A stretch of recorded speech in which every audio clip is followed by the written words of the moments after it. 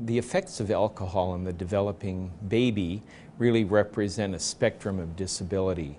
This is a condition which usually pediatricians suspect either in a child who has behavioral problems, developmental delay, or is growth deficient, a small child in some way.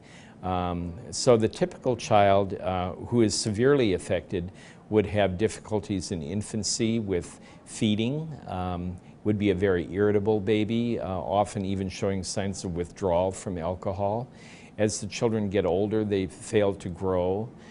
Head circumference is small. The behavioral characteristics, in addition to learning problems, include attention deficit problems, hyperactivity.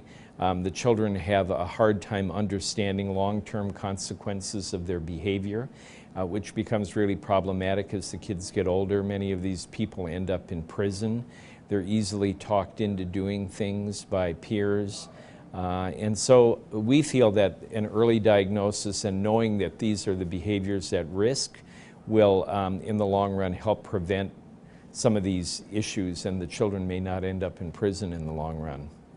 One of the tragedies about this condition is that it causes mild mental retardation, so that these individuals know that they're different than other people. They have difficulties with friendships, maintaining friendships in adulthood, have a hard time getting and maintaining a job.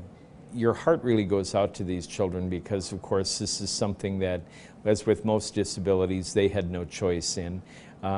Kids are kids everywhere around the world. They tend to be happy kids, very outgoing children. That's one of the problems, is they have the lack of the usual child's fear of strangers. They tend to be very have a difficult time with social interactions and knowing what's appropriate in terms of distance with another person. This is a condition that was first described in 1973, so we've had now 37 years of experience with this disorder. Unfortunately, even though we know a lot about the mechanism by which it occurs and the effects that it has on the baby, we really haven't been able to completely prevent it. In fact, the data would show that it's as prevalent now as it was 37 years ago, unfortunately. We've worked with communities to find effective ways of preventing this from occurring. Obviously, if women are alcoholic, it's not an easy thing to get them to stop drinking. But there have been some effective ways of doing that.